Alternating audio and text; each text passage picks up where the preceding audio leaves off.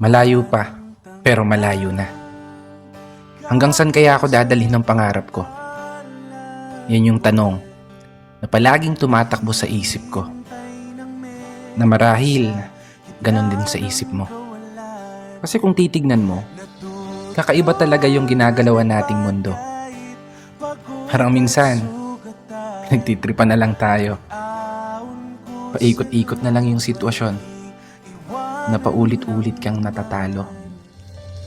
Oo, minsan, may araw na panalo ka, pero mas madalas pa rin yung nadedehado. May oras na gulong-gulo yung isip mo, may panahon naman na pumapabor sa gusto. Ganito siguro talaga yung ibig sabihin ng buhay. Hindi perpekto ang tempo, at lahat nakaayon lamang sa tiyempo. Pero kahit ganon, dapat magpasalamat pa rin tayo. Kasi isipin mo naman, sa likod ng napakaraming beses na pagkatalo mo, eto ka pa rin, nananatiling nakatayo, sinusubukang ipanalo. Bawat laban na ikaw lang yung nakakaalam. Mga pagsubok na araw-araw mong pinipilit lampasan, na sa bawat pagpihit ng kamay